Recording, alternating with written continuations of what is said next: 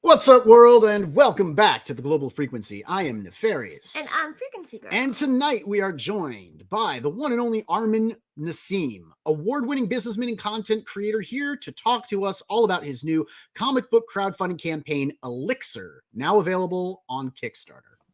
What's up, buddy? How you doing? Hey guys, I'm doing good. Good. Glad to hear it. Good to have you here. So before we get into the book, we usually spend a moment catching up because you've been with us a couple of times now. And the last time you were on here, you were campaigning for genetic superiority. How did that campaign? That sounds funny. You're campaigning for genetic superiority. Yeah, it does sound funny, doesn't it? We call it Gen Sup for sure. Yeah. Oh, Gen Sup. All right. How did that campaign close out? It did not do as well as I was hoping. So now it closed up just over like $1,200. It got funded, and we got it out there. But of course, within like 2 weeks, it mailed everything out, and it's just we're preparing for number 2. Actually, next month in May, end of May, and we're going to go bigger and better, and we're going to go all out on this one. And if it can't, really find its audience and niche, then we're probably going to have to cut it, and just call it. To pull that off. Goodness gracious, you've got another comic coming out at the end of May. Yeah, I've Lost Magic season 2 coming out end of April, April 27th. So I get that you did Gen Sup, right, and fulfilled it before you started running this campaign for Elixir. Yes. Is that something you're going to continue to do? Because I know that the fulfillment date on Elixir is June. But if you're planning to run something in April and May, you're going to have 2 active campaigns. Correct. Before fulfillment. So only for this one, because they'll both be fulfilled at the same time. It's just that Elixir, it's just taking more time to kind of, it's a bigger one. So we're trying to really give myself enough leeway and room. But I anticipate it's going to be next, end of next month, mid next month. I'll be able to deliver those out. I just wanted to give myself enough room, like, a month. So Elixir, you're looking to, you gave yourself extra room, you said June, so it probably will be in our hands, say, the end of May. Yeah, exactly. Okay, cool. All right. You say this one's a bigger one. What do you mean by that? It felt bigger to me, and maybe it was just me, but, the story, it meant a lot more, and I think it was a longer project that, spanned 2 years, and at every level, I think there's a timeline on the thing that it started like, May 31, 2019, where I first reached out to Pack. And it really just felt like at every point in time after the script was written that it just kept getting elevated to now it's like, it's huge with the like incredible art team and stuff like that. That's kind of what I mean by, the biggest one yet. So I'm hoping it really attracts attention and it really will make people feel that, that I'm more, people take me more seriously, basically. It's not actually longer. It's just more involved. There are, I guess, there's more on the line for you. I guess like this is you're hoping that this one's going to really ring the bell for you and have people take you seriously as a creator, like you said. But we won't really know until you fulfill, right? That's right. I guess so. You're doing well. You're like 300% funded, which is fantastic. I'm sure everyone is just blown away because looking at Gen Sup, like you said, you funded like at the wire. Now with $1,000 goal, having 3,000 in the pocket, you're sitting pretty, and there's no better feeling than sitting from pretty. The first 3 days, and everybody really came out to support it. Of course, you guys too came on the launch party. But it was one of those things where, I was, blew out every single thing, all the records from the previous 2 campaigns. And it really made me feel confident about the growth, about the trajectory of where I'm going, the progress as I do these every month. And as I hope for bigger and better and trying to really make, this a thing. So. All right, before we go any further on in our discussion, let's say hello to the chat. Looks like you snagged the first spot, putting everyone else to shame. That's right. I'm sure that there are plenty of people in the chat, like, you know, D-Wag, B-Rose, you know, very disappointed that they didn't get that first spot, because there's Darren Wagoner right behind you. Crack Pack in the chat. Smoke that crack day. Bow. We got Frog G. Bow. We got Mo Pigs. I'm sure he's got a bow in here somewhere. We got Oliver from 656 as well. I know these guys were just over on your channel hanging out, weren't they? You had They were a stream this afternoon. We've got B Rose, you know, fresh chicken grease all over his fingers. We've got Aerith, as you can see, I am supporting my boy Aerith wearing his rainbow death punch shirt. I just transferred 3,800 in Magic, and it's not showing in the transactions. Bro, my wallet's fine. Maybe it's just like black. Maybe it'll show up a little bit later. I hope. I don't know, because you DM me, I went right into the MetaMask and I was like, "This is fine." You know, I'm not having any issues. And there were no flames. Do you use MetaMask? What wallet do you use? That is a fair question. I don't know. What's in your wallet? Yeah, we also got Connery with us, and we've got Hockey. Good day, Hockey. Same to you. Thank you so much for with you and seeing you draw and just saying hi. Thank you so much for coming, Hockey. We got to get you back on the show for karaoke soon. We do have to start that up. We actually have an obligation to start that up. Yes. So we'll be very happy to have you on with us and you know, listen to your dulcet tones. We got Collision Bomb with us as well, and we've got El Padrino, Juanito. Hey, Juanito. He says hello, Arman Nefarious and Haley Williams. I guess you're Haley Williams now. Okay. Yeah. I don't know. That's the I ever heard one. And then we get thank you. And then we got my boy Rich Ayala with them roach balls up in the chat. We also have Buddy Lord. And Buddy Lord. Hey, Buddy, what's up? Glad to have you with us. Buddy's got that Sins of the Fae book. Really good looking one with Xevious. Yeah, it is a dope looking book. Yo, Frog, drop that link if you got it. We also got 24 Eyes. And we got Rick Saylor hopping in now. What's up, Rick? Glad to have you. Yeah, so Aerith does use MetaMask. I don't know what your wallet is doing, man. I really hope that works out for you. There is nothing more nerve-wracking than not being able to access your digital funds, your crypto funds. I remember when I had to recover my MetaMask and I was like freaking out because we couldn't figure out where we wrote down it's bad. So I don't know if you know Arman. I found it though. I know you are a financial advisor, right? And you help investors sort of diversify their portfolio beyond just traditional securities and crypto. So you know what it's like having a wallet with all the assorted currencies and everything like a MetaMask. Oh, absolutely. And you know what it's like having the recovery password, which is like 21 words. It's actual words. It's not a password. It's like a phrase, right? You got yours right there. Hold it up to the screen for me. Well, I'll tell you where I put it. I put it in Watchmen on the inside cover of the book. You're never going to lose that book. So, that's a good thing. I wrote mine down on a piece of scrap paper. I put it right in here, so on this piece of paper, it's safe in the Watchman's eyes, it's being watched. Good. So if anyone is going to break into Arman's house, you know exactly where to go. Yeah. Make sure you walk by the bookcase. This is the most grab his laptop and his Watchman book. And then you're set. Right, yeah. But hopefully, Aerith, you got your words. You can find them and actually you don't need them. You just need your wallet to load. I don't know what's going on, man. I'm sorry about that. Buddy Lord saying thanks for the greeting and the call out. That's what we do here, bro. We love having our guests on. We love having the people in the chat. It's important to acknowledge all the wonderful people that come together and make this network just what it is. And speaking of that, let's dive back into our discussion about your crowdfunding campaign, Elixir. So you are a man of many interests and talents. You've got a passion for music, movies, comics, and it seems like you're really making a go of this comic thing. You did Lost Magic, you did Gensup, and now Elixir. Yeah. What are you giggling at? So Mo said, I would have taken Watchmen even before I knew about the password. That's fair. Keep your password in Squirrel Girl. That's fair. That's fair. No one's gonna take that Squirrel Girl. Get the Squirrel Girl like trade anthology too. It's just a giant book of Squirrel Girl. No one will go near it. They'll stay away from the entire bookcase. What's up, Sim? How's it going, Sim? We got that Tales of the Napverse on Indiegogo right now. And Frog G dropping the links. He was offended when you said if. Oh, he already had that link. Yeah, I'm sure he did. He's yeah, like, I mean, if it's I also have the link, he won't. He's got a macro for everything. He's just got hotkeys. So, like I was saying, you're really making a go of this comic thing, but you are a man of many talented interests: music, movies.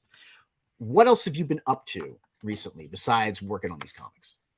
Yeah, again, my prank channel is starting to really not, I feel like it's about to take off. We're about to go really hard in the summer and really make a big push, do a lot more videos. At this point, it was only one a month.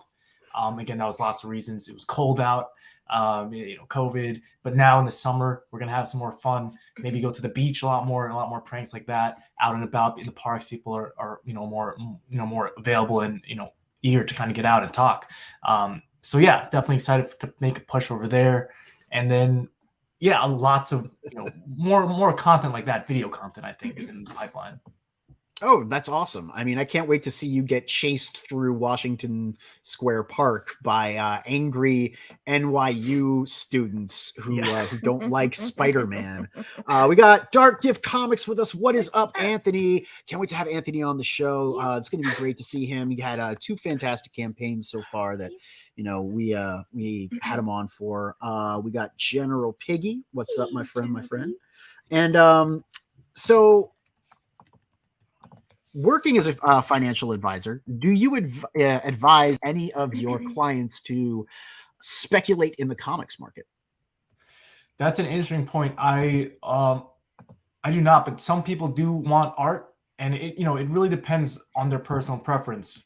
And then you kind of do like a bunch of research into whatever they want. Some people want cars, houses. Again, everybody wants something a little bit different. Nobody has ever said I want comics, so I haven't really looked that deep into it. But I did look into a few of the collector. I know what those go for, like the really old like Supermans and stuff like that. The really important issues of Daredevil. But in my opinion, I don't know if I would personally ever do it. But again, it's one of those things that everybody has their own personal. What their value is. They value. I mean, that's true. They're like, some people want to buy houses where you need all sorts of insurance, and some people just want a Black Lotus that they can put in lucite and wear around their neck. Right? That's yes, that's right. It's definitely not me. Certainly not experience. Me. So one of the things that we've been joking about doing behind the scenes and in back rooms is putting together a crowdfunding Shark Tank style show, where you have people who are putting together campaigns for the first time, who've just put together their campaign page or are planning to do so, or want to pitch their book and see if there are individuals who would take on, a sort of like, mentorship or incubation, come and pitch, and then the sharks rip into pieces. Would you be interested in doing Indie Shark Tank with us? That sounds pretty cool. I would definitely be interested in doing that. Fantastic. I know. Yeah. Yep. And then also, like, are you talking like when they pitch us, it's also something like, are we going to like help fund them or something like that? Is that what also you're talking about? Or it's entirely possible. We're still thinking about the exact format, but Aerith and myself have been mulling it over, because there are people who are business minded, and like B Rose came out with Cerebrum and he's doing really well. He hit 7K. We're going to try and get him to 10, and so we can unlock that crossover print with Sully Cucaracha from Rich killing it. I'm still putting my money down that he gets close to 15. But that's the idea is like, are there what? Aerith says, no, we're gonna make them cry. Yeah, he goes, no, we're gonna make them cry. Well, you never know. You might get someone who comes forward and is like, I just don't have any money to hire an artist. I got this really cool idea. I got this great script. I have 3 pages done. I'm seeking X amount. You know, like we could do it that way. We could do it a different way. We just got to talk about how we want the format, because you know it needs to be a YouTube show and it needs to be interesting. And I love making dreams come true. And Aerith, like you saw, loves making people cry. So I think we got a good dynamic. We got to get you in there to sort of balance out the pH, you know. And besides, you're the better looking of both of us. So you know, I don't know about that. You know, it was funny. Tyler said the same thing last night, and I said only Asian people think I'm good looking, because Don Chin said the same thing the other night when I was on his show. Maybe you might want to take the compliment, dude. If if everyone keeps telling you you're a good-looking guy, just go with it. I appreciate being humble and stuff, and you know, your bright pearly white teeth and your you know, like your California dreaming hair. But yeah, you know, like maybe if multiple people are commenting and complimenting you on the same thing, it's true. You know, maybe it's you. But yeah, it's cool. It's cool that we went on Don's channel. I love Don. I saw you on Tyler last night. Tyler is a wonderful guy. I'm really glad he's back around now, and he's doing his thing. Silly goose time with people. He does. And he's a great creator too. He's very welcoming. He puts out books, fun books, when he puts out books, when he doesn't cancel his campaigns. But he also does a lot of good content, you know, and videos. And his chats are a lot of fun to be a part of. He's got a loyal following. So Arrogant Apes with us. He says, I invested in eggs. Been going gangbuster these past 2 weeks. I'll hole up for now. I get the feeling they'll peak in September and I'll sell the rip then. In eggs? Like actual eggs, because it's Easter. Easter, so right? Been like, yeah, I mean, selling like gangbuster. I guess. I mean, it is. I would April, not hold them until September though. They would be smelly.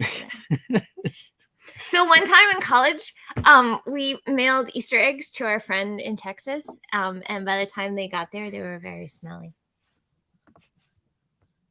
Thank you for the anecdote. You know, so the personal anecdote is welcome. Just hear the crickets in the background. Yes. I love you very much.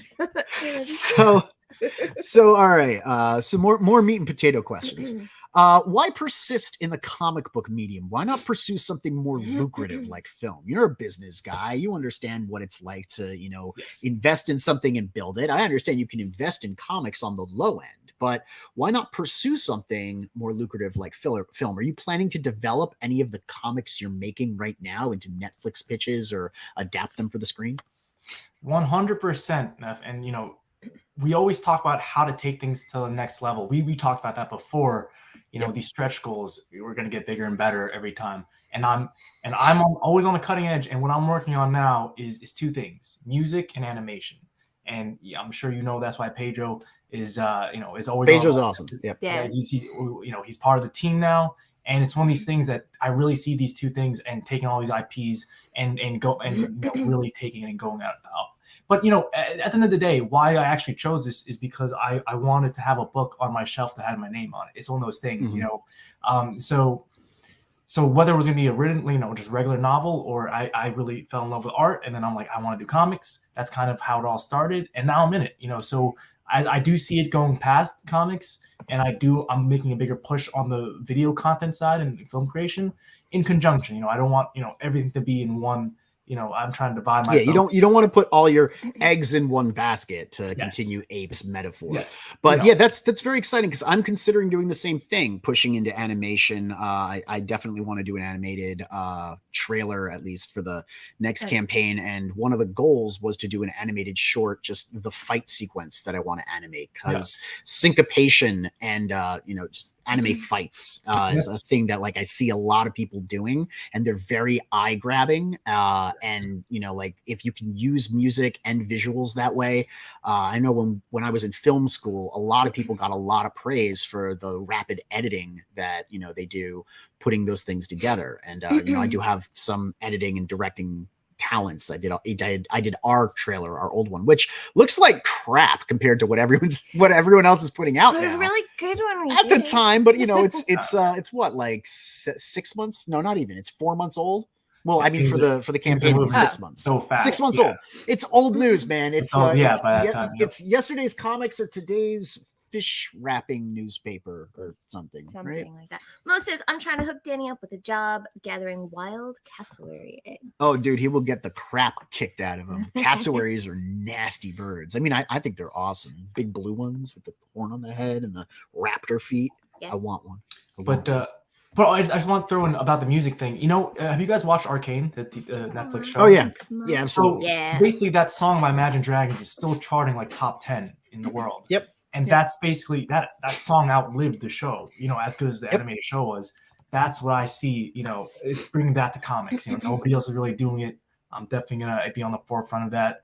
And yeah, I'm excited to kind of really take, you know, again, we talk taking comics to the next level, raising the crowdfunding industry of indie comics. So, I mean, I think that's a great aspiration, and I'm down if you want to talk about doing stuff behind the scenes, see what we can do to like elevate everyone's games. Because one of the things I don't want to see is people stagnating. I know that Lord Crackhead was just talking about it on Monday Night Mayhem about people who have like good projects that they really like put a lot of effort, time, attention into.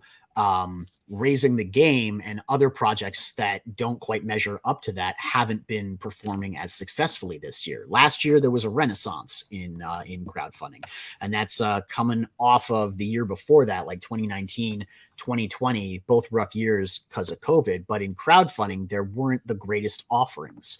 Last year we did, you know, in general, overall, crowdfunding to gangbusters. Last year in 2020, it got ranked on IndieCron, or not IndieCron. What's the name of the website that aggregates all of the comic book financial data? It's not IndieCron, it's not CBR, it's Tracker. Yeah, no, it's not that. It's the one that reports for the industry. Does anyone remember? I can't remember it off the top of my head, but they just included crowdfunding as a category because crowdfunding has enough market share to be considered representative of the comics industry, which I think is absolutely, you know, incredible that enough of us out there are doing our own thing as indie creators that we're now being recognized as, since we're on these platforms, being part of the general comics market. Even if you're putting out a small book, you're still on a crowdfunding platform, and the crowdfunding platform is being acknowledged for being part of, you know, for having part of the market share in comics gross revenue. So what is I see, you know, the market is up. You know, we just talked about it's ripe for a revolution. You know what I'm saying? I think this is the time now to build this community, and absolutely. General Piggy says the IRS. Dark Gift says ComicCon. Yeah, I thought it was ComicCon, right? Yep. Isn't that what it said? Did I say IndieCron? I said IndieCron. You said not IndieCron. ComicCon. Yeah. That's what it is. Yeah. But it's the ComicCon. The ComicCon or something like that. Yeah, exactly. We did an analysis. It was a while ago. It was when I was you and Odin. Yeah, in the grandma chair. And when Odin was in the grandma chair. When special guest. We did the show twice because he forgot to press start the first time, and so we talked for like an hour. We talked for like an hour and a half, and we weren't live. Gotta love Odin, right? But we did a financial deep dive into the current state of economics in the comics industry. It's one of the reasons that I asked you, because the speculators market is the thing that's kind of driving comic sales right now. So when you're talking about like elevating the game, pursuing alternative revenue streams that comics can branch out into, that's all stuff that's very exciting to me, because it's ways to breathe new life into this. It's not just like making a storyboard for Netflix. You know, this isn't going to be a storyboard anymore. No. This is going to be a springboard off of which you can do something like launch music, launch animation. You can launch marketing. You can use it for all sorts of different things. It's a Swiss Army knife because it's in print. I mean, I appreciate the idea of digital comics, but personally, I think that's just one of the alternative revenue streams that comes off of a print comic. What we got people saying in the chat? Well, first Froggy said that was classic Ogden, and then Mo says that was the most boring show in history, and they did it twice. The first time was a sign that no one else would want to watch. No one was meant to watch it. That's fair. Honestly, it was probably a very boring show for people to watch, because it's the kind of thing you want to discuss and like have a part of an experience. What? Too soon. Ready. I think this guy Varian tried to pursue alternatives. No, I don't think he did. I think he tried to pursue fast money, and fast money don't really make money in the long run. Usually fast money move fast, and then sometimes they crash. That's got to be Ogden. That's got to be Ogden. Yep, it's open. We're talking about him. His ears are burning. I just say ringing. I'm like, so is your phone. So I mean, it's ringing, burning, whatever. So you're fresh off the campaign trail for genetic superiority. You're doing Elixir now. It says that you've been working on this project for 3 years now. How'd you put the team together? I know it started with a tweet. Facebook message. I saw him. I saw him on Facebook, just posting some art. And it was incredible. Like, to me, I was like, I need to work with this guy. Is really what it was. And it was probably the first project that I actually ever worked on before Lost Magic, but it just took so long to kind of get to where we are. And it all started with this one scene, in a garden about the big forces of the universe and how it can spawn like an eternal war between angels and demons, and where we all fit in. And in turn, our hero, Cyrus, who's a legendary monster hunter, who's angry at the world. He doesn't understand his place, and I think that's something people can relate to, especially if they start reading it. And it's about him trying to fight all these monsters, and how he can survive in this world. So amidst all of that, I at every point in time, pour my heart into the script. Pac really liked it. He joined the project, and then fast forward 1 year. Then we had Rain Barretto, who, we had like a long color search, because, it was very important to find the right one. Because of course, it's funny too, because people didn't really want to work with me. They wanted to work on Pac's line art because it was so incredible. So we got some major talent coming in, and we settled on Rain Barretto, who at the time was just coming off DC's Deceased, which was like the best-selling novel of 2020. Or that series, and we had to go through an agent and everything, but he came on board, and then we kind of just ramped up production, and then again it took like maybe another however long, like 4 to 5 months to get that done, and then we got the covers, the lettering that I did myself, and brought in the editor Brittany, and then so it just really took its sweet time to kind of get to where it is now, but at every step, it just really took another level that I felt like, oh, this is real now. This is going to be huge. And I already have a proof copy right here. I saw you guys got your proof copy printed as well. For it's on its way now. We just got it printed today. Tomorrow. I can't wait, because this will be the proof copy that's coming from the new printer. The last time we got a proof copy, it was already 2 weeks late, which caused the first set of delays. And that was from the printer who wound up fell apart. Not having our, because they had the wrong glue. They had bad glue, and the whole thing just disintegrated. But we weren't worried about that. What we were kind of disappointed by was the amount of stuff in the book that actually needed to be corrected. And had we received a print copy on time, we would have had those two. It would have been fine. But we're regrouping. New printer. Eric is awesome. Hooked this up with his girl Winnie. She's awesome. So, did you fund everything in Elixir yourself? Of course, because again, I didn't launch this. I didn't even start crowdfunding until early this year, until January. So I mean, everything was funded by me up until honestly, still up to this point. We talked about I kind of put everything up front, and then now we're getting it all back, and also grown. We all know in the business world. To grow, we have to spend money to get to where we are. I think me and Kim our Freq Girl talked about this like a few weeks ago. But it's something that I understand where I want to go and how to get there, and I can see it. And I think I'm hitting all the milestones and all the stops. This Elixir launch was a huge one, and it people showed out for it. And then now the next one is going to be it's all of them really, but I have a big one, big franchise dropping out this summer in July and August, 2 new ones that I'm really excited about. That I'm hoping are going to really bring those numbers up a lot more. So it's all these things. And again, we're talking about how to make those better, music, animations. But all these things are always in my mind of how to really get to where I want to go and, approach it from a business sense. Cause that's my background. And I always have a business plan, even 2 years ago, where I feel people don't really have business plans, especially when they enter indie comics, and it's very important that they do. And launching a Kickstarter is not a business plan. I tell people all the time that is not a business plan. So. Yeah, it's not a business plan, and we're all going to have to move away from it eventually. On that note, I mean, I could keep going with this list, but you're giving me a perfect opportunity. What's yours? Do you feel like sharing with the rest of the class? What do you mean? Sorry.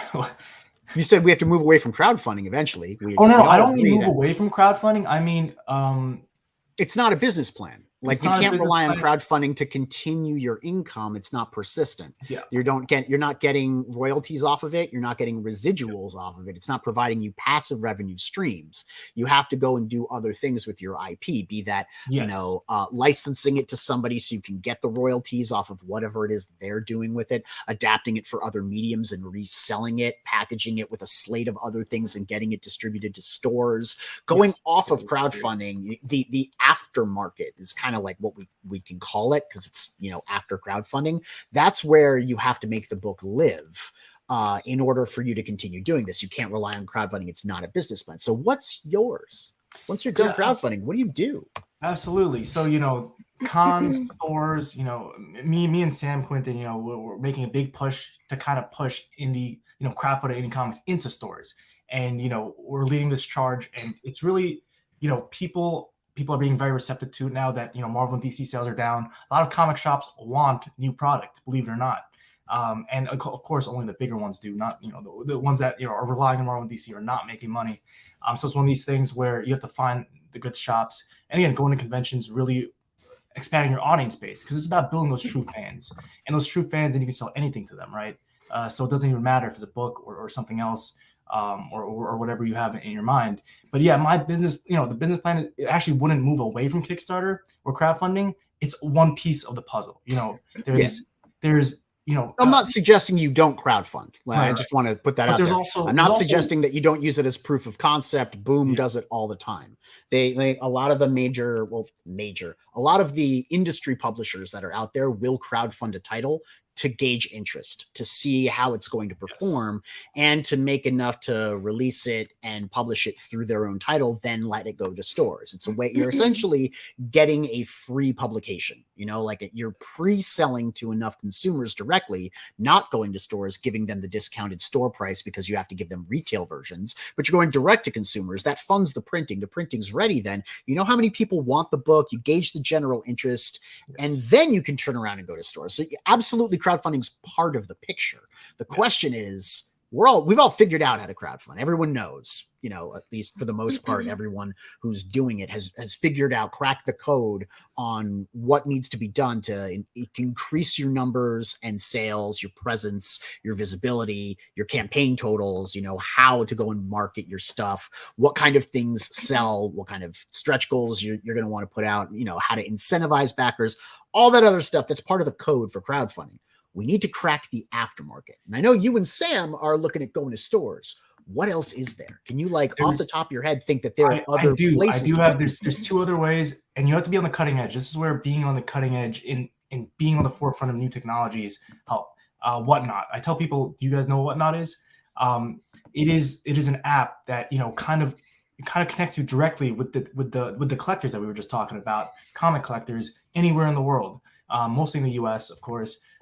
But instead of them going to a local shop, they can go to your books. You know what I'm saying? So you can sell on Whatnot. Whatnot, which is basically like a mix of eBay and Instagram, right? So you can live stream selling. There's also OpenSea, NFTs, and there's a lot of people, a very small group of people doing it right now. But there's opportunities out there if you're willing to jump to the forefront. Again, we talked about animation, we talked about music. Again, licensing, taking your products, even something like creating merch for your products, and making sure you sell like an online shop, create a website. There's so many different things you can do based off the IP. That's not just the book. And in fact, people, a lot of friends tell me that you're not actually going to make, that much money if you just sell this book. What are you going to make the money on is everything else. Yeah. And that's why. But that's what the business plan, that's where the business plan comes into play. And, some people don't think past the book because, It does take a lot to get this book out there, right? It took like what, two years, right? But then it's like, how do you have to think past that though. You have to really think about the big picture. And me and Tyler last time were talking about end game. What is the end goal? We all should have an end goal for ourselves of where we want to be. It's not just, oh, okay, I made 2 books. Is that really your end goal? I don't think that's anybody's real end goal. And it's making sure you have the viable steps to get there, step by step. So we had a few people Yeah, come we in, had and Boobdan also come in, we had Hicks so, Villain. yes. Do you want to say hi? I was gonna hello, friend Boobdan, and hello, Hicks And Villain. Plagal. Yep. He was on my show 2 weeks ago. Great guy. I saw. Very cool. Yeah, Boobdan is awesome. And we've had some good points made in the chat talking about how what did he say? Where'd it go? Because it's all the way up here. Buddy Lord said that, yeah, crowdfunding is like a virtual event, basically like going to a con for 4 weeks and doing a gauntlet of interviews via streams to keep up the hype. And he thinks you have to take the product to the outside market, see if it's insular. That's the problem with it. So Right. like, And I was just typing to him. That's markets. the problem. The speculators market isn't what's going to keep not crowdfunding. It's not what's going to keep comics alive. They've been marketing. They've been marketing to speculators now for the better part of a decade. Comics has not been healthy in that time because it's been sliding downhill. We have seen peaks. We have seen times when, we had upticks.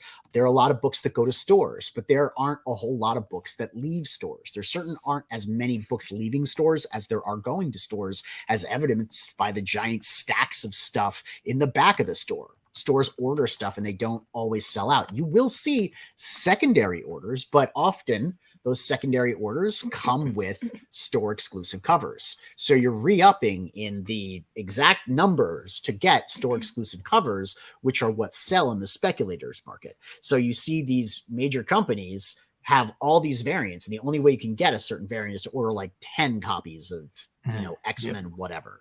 And you do that and you flip that on eBay and you make the money to cover the run and a little bit then some. And then whatever you sell off the counter, off the rack, and in the pull on the pull lists, that's income.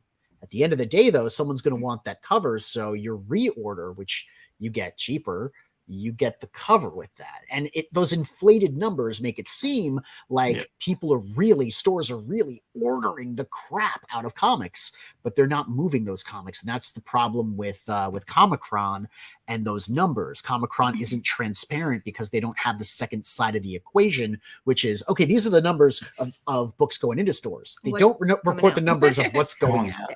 Yes. Mobig says you need a street team to sling your books on the corner. This is where Steve Wooster's glow in the dark crack rocks come in handy. Visibility, market penetration, get your customers hooked on the product. Wait, there's more. Every hit of crack is a cliffhanger. Draw them in with that. All right. Then when they're feeling good, show them your book and blow some minds. Yeah, and you got to keep them, you got to keep them jonesing for the next one. You blow their mind, and then like you leave them just a little bit short. You got to edge them, right, Mo? And then Rain Radio says, I ain't doing none of that. I'm like that hipster pizza shop in a dark alley. You got to find me. And I said in the comments that I think that tracks. It feels very on brand for him. The whole hipster. Yeah, Buddy Lord's making the manga argument, which is absolutely on point. It's got something for everyone. It also Shonen Jump releases differently than Marvel and just the Western comics market in general.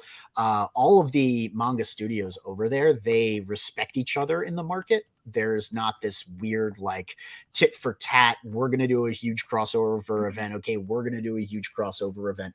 The way that they handle their domestic market is different. And that allows them to produce product in the domestic market that's desirable enough for the international market. And the distribution deals that exist here, the people that get to distribute that manga, they're almost exclusive deals that Shonen Jump makes. So the avenues into the US for them are solid. They're like corridors. And those publishers that have those licensing deals, those exclusive distribution deals, they make hand over fist. What? You know Eric the Guapo is going to clip all of that out of order and use it as more evidence against you. That's just knowing the publishing business, because I needed to learn that in order to make our book successful. What? And also, Mo says it took all of my patience and grace to not time Buddy's work. Because he said the thing about manga. Thank you very much, Mo. It's a business conversation. It is. Bad manga work fail. Oh snap! Mo's blowing it up on manga. All right, so tell us about Elixir. First off, why is it called Elixir? It was originally called. I understood genetic superiority. I mean, not at first, but originally it was called Last Days of Death, right? And there's multiple meanings behind that name. And then we wanted to make it shorter, something like Saga, something that people could really catch into, really get to the heart of what this story is. And if you really zoom in here, like Elixir, like the X is like, there's still some DNA in there, we're playing with, but it's also like blood drops and how deep, what is blood? Is blood part of the elixir, right? And is blood something that flows through everybody? And then we kind of went the route of Elixir because the main character Cyrus, he takes elixirs to kind of make himself as strong as the monsters are, and it's something that he needs to do. He almost has to become monster-like to deal with all these other monsters. So Elixir is kind of just like the perfect thing. It kind of sounded like a potion, and kind of really got the fantasy action vibe we were going for.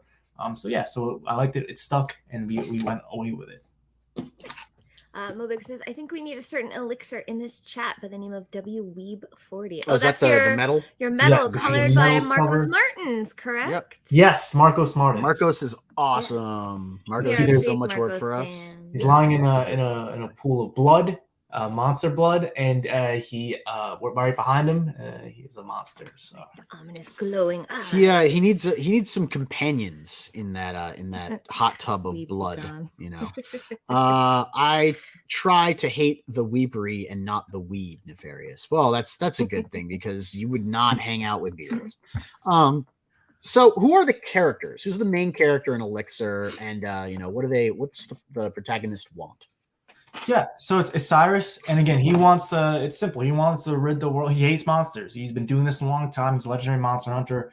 His name's Cyrus over there, and he gets dropped into a war that he knows, really nothing about, that kind of is bringing apart the fabric of the universe, and it's somehow all landing on his doorstep. And now how's this war unfolding? Who's it between? What two sides? It is unfolding between the original forces of the universe, namely death, and actually, so there's different forces at play here, but one of them is love, one of them is death. You have the devil himself. You have all these, and they're, I guess, the main players that we see here. But of course, there are more, and in this war that's happening, there's actually a new embodiment of death that comes out. Okay, so we have like death, like we call it a death and death 2.0. There's old death and new death as well. So there's these two deaths basically born into this universe. One has always been there, but for some reason, there's a new one coming about, and nobody. It's a new player in the game, and nobody understands why. The old death doesn't understand why, and then that's where Cyrus comes in, right? So that's where Cyrus now has to. He gets on this hunt where now he needs to essentially, hunt this new death that's trying to end the universe. So there's a new death who has taken on corporeal form, yes, and now walks upon the earth, yes, as a man, and he's seeking to end the universe, and he's going to get struck down by a mortal monster hunter, which is pretty damn cool, because you're letting man take on the avatar of death, and yes, this new avatar of death is not the same as regular death, who's yes, kind of scratching their head going, where did this guy come from? Exactly. And this is all unfolding during a war between primal forces in which this planet hangs in the balance. That sounds pretty dynamic. That sounds pretty intense. Yes, sir. I guess there's a lot of questions that we're going to have to, I guess, unravel about this antagonist and what his motivations are. What is exactly the central conflict? It sounds like the war is more the backdrop than the central conflict. It sounds like the central conflict is going to be whatever New Death wants. We call him Death 2.0, Death Light. I don't know. It's whatever he wants, and whatever conflict he causes with Cyrus. What are the stakes? Is it just universal destruction? Of course, universal destruction, but it's the end of the fabric of the universe itself, right? So there's something that when we introduce these elements, that when you get killed by true death, or this new death, it's like true death, meaning that you never like you never existed, right? Your soul, everything, it's gone. And it's this idea nobody even remembers who you are. And then we're playing with these elements of like what is happening and why, and then basically he can end the entire universe if he spreads far enough. He lands on this planet, on this world here, and then Cyrus is really the last chance. It's really the last chance before, because if it takes over this planet, it'll go over to the rest of the planets. It'll take, and it'll destroy everything. So that's why it's so important. And there's different planes of reality that we're playing through here. We talked about the devil. The devil, the devil. Where does the devil lie in this? He hates death, of course. They were in their own war from the beginning of time. But now whose side is he on? Now that everybody's in trouble. How can anybody really take on? Everybody's in the same position where this new death is so powerful, so unstoppable. And it's almost scary, like people are terrified, right? So now they're gonna have to try to almost band together. Not that they're gonna become friends or anything, but it's something that like they all have their own motivations for wanting to fight and catch. And really, the world will never be the same after this new death came in, because now what does it mean? Because if Cyrus finds, what does he do when he finds new death? Can he now that's a corporeal form? It's an embodiment. He can be hurt. It can be hurt. It can die too. What does that look like? What does that mean for the universe? So yeah, are these the last days of death? That's the entire story. What happens if he kills death? Does everyone live forever? It's a possibility, and that's something that's what the story's exploring. And again, that's where we're taking this first arc here. But the story has an ending, so it's like going to be 6 to 8 issues in miniseries. And then of course there's future. If you want to take it, there was talks of future volumes. Pack is really excited to build this into a franchise. And that's one of the things where, what is that? What happens? Or we'll have to find out. We'll have to wait. We'll kind of have to see also like how it all unfolds. Nothing is final. Nothing is set yet. But yeah, we're playing with all these ideas. Is Elixir connected to any of the other stories that you are working on and putting out, like Genetic Superiority or Lost Magic? No. Okay, so it is its own standalone thing. Prequel, though, correct? On Webtoon. Yeah. There is a prequel on Webtoons. It's called, we just changed the name today. It's called The Witch's Brew, an Elixir story. And it's about his best friend is actually a witch. She's on this cover. She's down here on this bottom. But she, so it's them as kids when they're like 10 to 12 years old. And they're learning about elixirs, about monster hunters, and they're learning about a monster hunter guild. It's more like Witcher, like where there's a guild and they learn how to become monster hunters and what it means, and we get to really world build in that sense, in that prequel. So we've been looking at the campaign page a little bit. I got to ask, you designed the copy and layout. And then you revised it several times. You got some good feedback from other creators. You went with this. How do you feel, and what's the feedback been? Because I'm sure you've gone on plenty of shows and they've talked about the layout. What's it been like? It's been good, and I'm super happy with the way it turned out. Again, I'm learning too. This is only my third campaign, but I can see the leaps and bounds, how it was much better than the last two. And then, now that I have this in mind, of course, there's a few things I would like to do a little different, but it's like one of those things that I'm happy with the way it turned out. I understood all the feedback that especially you gave and a lot of other people gave. And then, of course, I kind of just went with, everybody said something different, a little bit different. And then I kind of just went for whatever I kind of wanted to do. You synthesize it all. You put it all together in a pot. Okay. You figure out what gels. Yeah. You see if 2 or 3 people said the same thing. Maybe that's something you should consider. You also have to know where it's coming from. Like if you're talking to other creators who've had experience doing this kind of thing, or who are in marketing, or who are like in advertising, like Brian from Eric's Saga, then the words they should probably have a little bit more weight than someone who's saying, "Oh, I don't like the way this looks," or "This is confusing to me." Weigh it. Absolutely take that take that on and consider everything, but also know where it comes from, right? Hey, we got Neostar. Definitely use your feedback as a blueprint, because you actually was the most. So it was the most I feedback. Can't help it. I'm exacting. But yeah, how do you guys think the layout turned out? Did you guys think? I think it looks good. Yeah, I think it looks really good from what it was before. I would change the stretch goals. Should not be first. Yeah, I was going to ask you, what made you decide to put your stretch goals? I would put the cover, the title, and the page count. Okay. Elixir, a 90-page something epic fantasy miniseries. The first thing we need to know is the name of the book, how many pages it is, because we need to be, planning, because immediately we're looking at the price, right? We want to know, is it a good deal for the price? Should we keep scrolling? Because if I see a 24-page thing and the first tier is right there and it's a $12 tier, I'm already like, I don't know if I need to scroll through this whole page.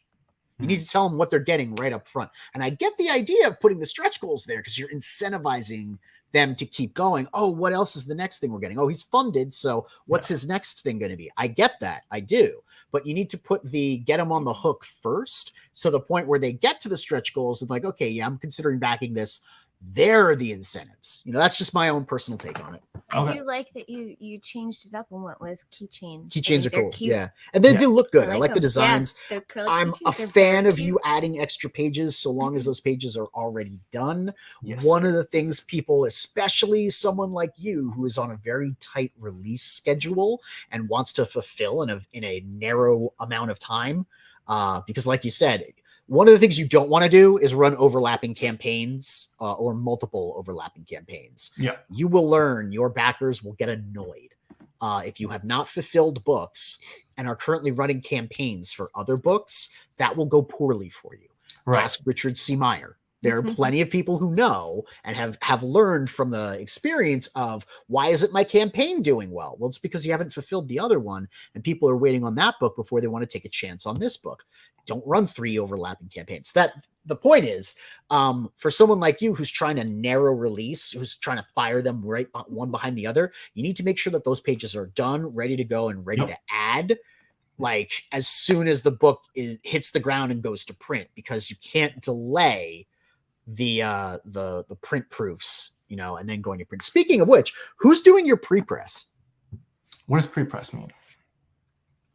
So pre-press is when you take all the files that you're going to send to the printer and you check them. And you make sure that you make sure everything is the right size for the page. That nothing is too small, that the gutters line up correctly, that your bleed is all set, you have the right dimensions, you take have it. the right you are pre-press on your files, you have the right CMYK profile, all of that good stuff, book design stuff like spines on the measurement for the spine. Cover, I think he's saddle stitched. You don't have to worry about that because you've been doing saddle stitch, but like perfect bound. I mean, I don't know if this stance you guys want to hear, but I do it all myself. So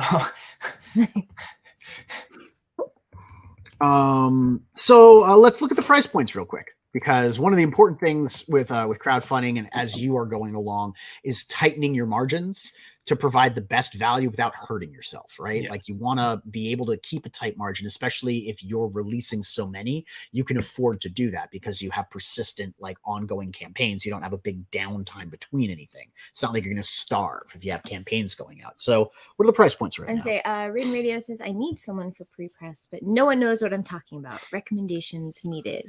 I would say we'll do it, but we're under a lot of, hit me up. We'll talk in a back room. So we have the digital is 5.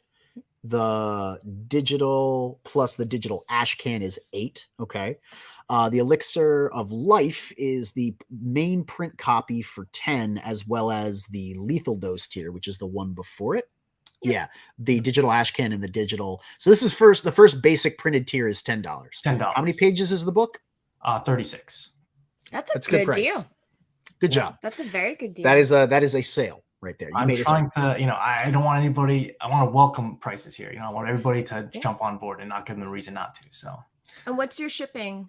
$8 for shipping. So I think it's $18 comes out to. That's great. And again, that goes to USPS. That's not going to be, Yeah, exactly. No, but that's a really good deal. And your fulfillment so far has been great. We've gotten your other 2 books, came super fast in Gemini mailers, well protected inside a poly mailer. So this way you don't have to worry about the elements or rain or anything sliding out of those little crevices in there. Well protected. I'd say your fulfillment has been good. So yeah, the fulfillment's been very solid. You already know how to deliver fast. A good product, or how to deliver a product well. So what other interesting tiers do you have that you want to tell us about? Honestly, well, hey Tyler, yeah, we did talk about this last night. Yeah, we talked about margins last night. I wasn't paying attention. I thought he said never listen to Neff, only frequency girl. Oh yes, that's what they talked no, about. that's true. Honestly, it is true. Like if you want to learn concrete details about something, talk to her. She knows it all. I would say the only thing I want to show is, there's 2 tiers. There's one, and you said to show the deepest discounts, right? So if we go down to, I think it's like a $30 tier. You get, if you just scroll down a little bit, it's the, what's it called? I was laughing at Travis's comment. Oh, I love you too, Travis. Travis is in here. Hey, what's up, buddy? Which one do you want me to go to? It's like $30. Yeah, Hunter's Elixir. So this one, is the best value, 25% off the retail price, and you get all these books for $30. You get 3 books. You get the variant cover, the main cover, the ash can, everything digital, for again $30. I think that's compared to other people on Kickstarter. I think I'm giving, stuff away, but I want people to go down. So best price on Kickstarter. And then the last thing I want, if you go all the way down to the box, this is something I'm excited for. And I think, it's the deepest discount available. You get 35% off. You almost get like $100 off. So for $175, you get the box, you get a t-shirt, you get, a blank sketch cover, your name on the thank you page, you get a print copy of the metal cover, or Immortal Gratitude, and you get the inked commission sketch by pack on the inside cover of a character, of course, of his choice. But it's going to be cool. It's going to be on that's the first page. It's like a quote that's red, and then he's going to ink it over it. So yeah. What's the interior box art? The interior box art, it's just on the front flap when you open it. There's going to be characters on there. And then when you pick up the book on the bottom, there's going to be a cool art as well. And it's kind of nice. Yeah, I like the interior box art. That's a fun thing about a collector's box. It makes it feel collectible.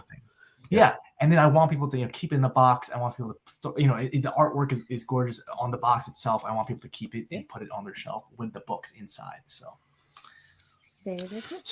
who are you going with for printing this time around? Are you going with Comics Wellspring again, or are you going back to TriStar Offset? No, I'm kind of still deciding between a few, finalizing it. But there's a few options. I just everybody's raising their prices, so I'm kind of holding out for the best one to kind of negotiate with me. So that is definitely an issue right now, is the raise in prices. You know all about what happened to us. So yes, we've had conversations. Neff, before I want to share something. If I can find my absolutely. We'll add you, sure. Wait. While you do that, I got to say, we got another comment from Buddy Lord. Xevious does pre-press lettering, coloring, etc., but I think he's saturated right now. It is true. I know he's got a lot of things going on. I know there are a couple projects actually. I know one of them is yours, but I know some other people that are working with them. Travis says Neff and Freq Girl are my favorite people. Oh my goodness, that's just like, my heart is so full. They are like OG Transformers classic and perfect in all ways. Do you want to be Bumblebee because you're little and I'll be Optimus? Okay. Or do you want to be Optimus, Travis? If you're going to be Optimus, then I'm going to be Ironhide, because I liked his model. They're perfect in every way, like Transformers. I'm not saying they wouldn't be great Beast Wars, but I prefer OG. Yeah, I mean, I do prefer the OG Transformers too. Honestly, out of all of it though, I still really like the movie with its faults. It stands up, man. I really think it does. Froggy says pre-press, like putting the weights on the bar. It's funny. Buddy Lord says, I think this might be the most well-researched host in indie comics I have experienced. Why, thank you, buddy. We're very glad that you're tuning in. We try and put some effort into it. I mean, we don't always succeed, but you can be Jazz Neostar if you want to be Jazz. Oh, dude, Jazz was great too. All right, so are you ready for me to share? Yeah, you have the thing. There we go. And Neff, maybe you know what this is, but this is actually. I know what this is. This is actually your character in Lost Magic 2. I know, it's crazy cool.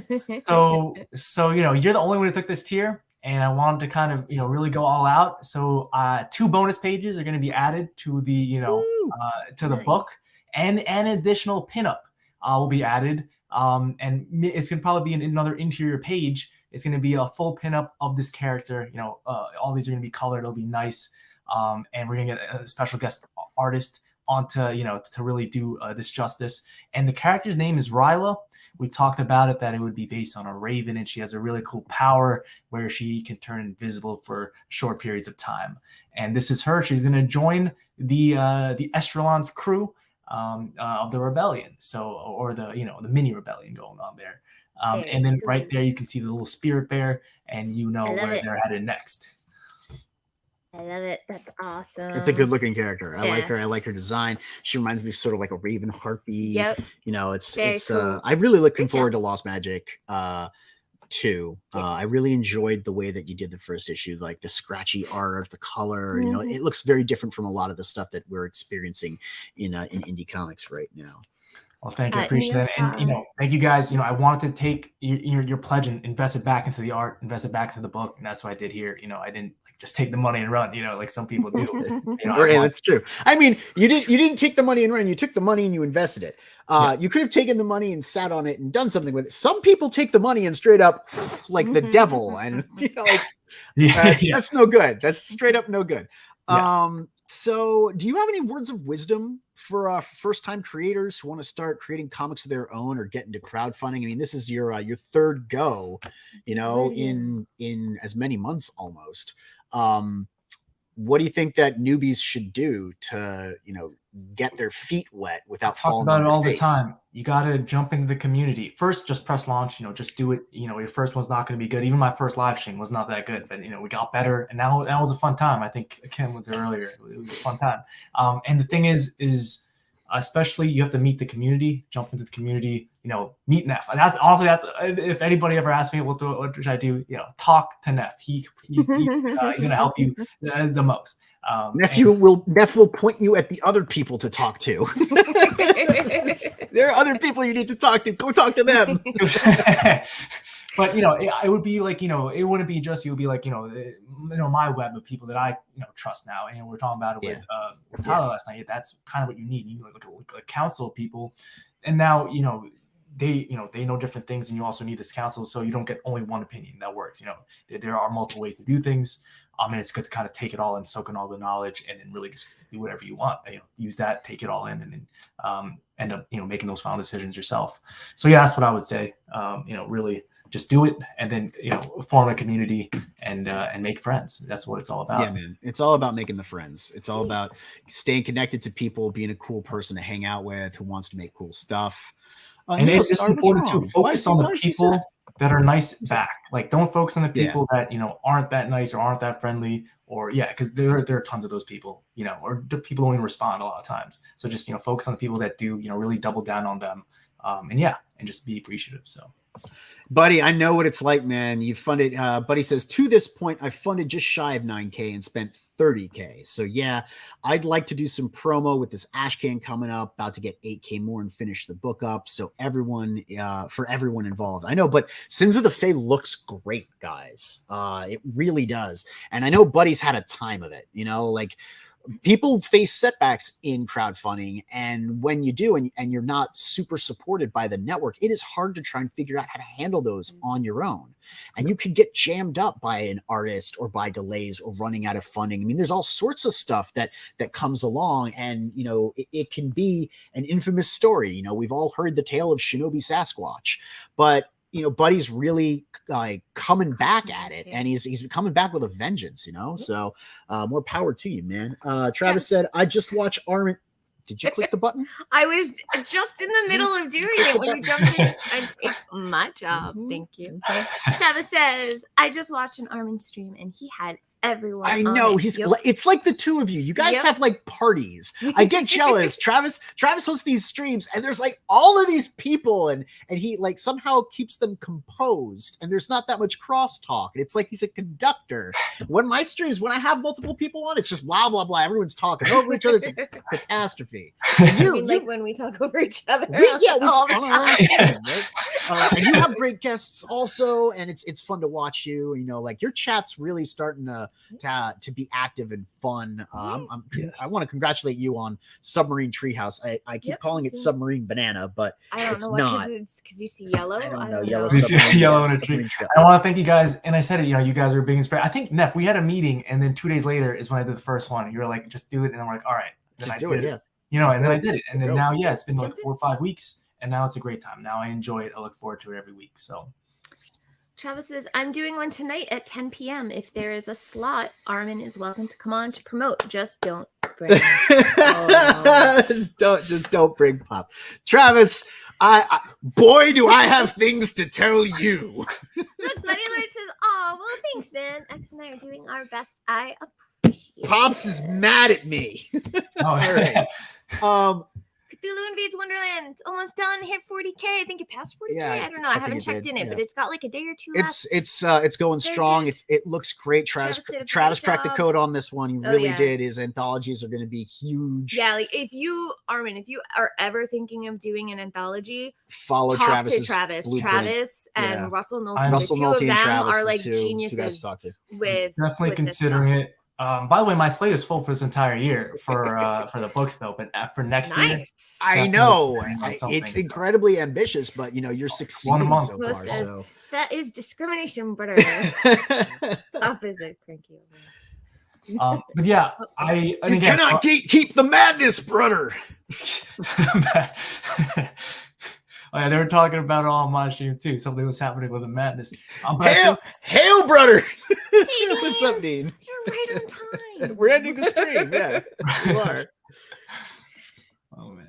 Well, again, thank you guys for having me. It was a great time. And again, you can find me at Submarine Treehouse on my own show weekly on Wednesdays, right before this show, at 6 p.m. We got to actually hang out with you more. I should stop planning things for like early evening on Wednesdays, so I could just hang out with you and then hop over to my show. I didn't come in as early as I wanted to because I was working on files for Ogden. Working on a script. I'm planning, I have big plans to take this channel, fun, interesting guests, and eventually it'll because artists can mean so many different things. We're going to bring in cosplayers, comedians, and just having fun, intelligent conversations, right? Photographers, videographers, people in the acting sphere as well, just to have a good conversation. Mainly keep it to the art and comics, but also branch out. Broadening the horizons and inviting in fresh eyes and people with interests beyond just comics to grow the network into other areas, so we're not relegated to a tiny little community of sequential artists. We have other musicians interested in sequential art but can offer other things. Smart man, Arman. You really are. Cool. Okay, super smart. Yeah, I appreciate. So I'm find all of the links to the things that Arman was just talking about, his YouTube channel and all that good stuff, in the description below. I'm going to be taking a half-hour dinner break, and then I will be running over to Raiden Radio's channel, where I will be arguing with Logan for the next hour about the 5 most overrated things. So be sure to check that out. I think I'll send out a tweet about it. I've heard some of his lists, and not all of it. I will have to tune in to get all of it, even though I don't have the inside scoop on it. You're not tuning in. I know. You're going to go watch I'll TV. Probably fall asleep. No, I'm going to cook dinner. Okay. I'm not going to be able to eat dinner. So thank you so much, guys, for tuning in, hanging out with us, talking to this awesome creator, Arman Nasim. Don't forget to go check out Elixir. It looks really cool. Number 1, Logan. Oh, dang, Mo. The Not the movie. You didn't have to do him like that, man. You didn't have to do him like that. He's dead on arrival. Yeah, so don't forget to go check out Elixir. Please, if you would, like, subscribe, click that bell for some notifications, and tickle the algorithm. So why are you clicking things? We can't end a show. It was matching what you were saying, so I was putting it up, and I was gonna come in with and tune into the frequency, but then you decided to like yell at me for putting up chats. We'll see you next time. Bye. Bye, everyone. Thank you, guys.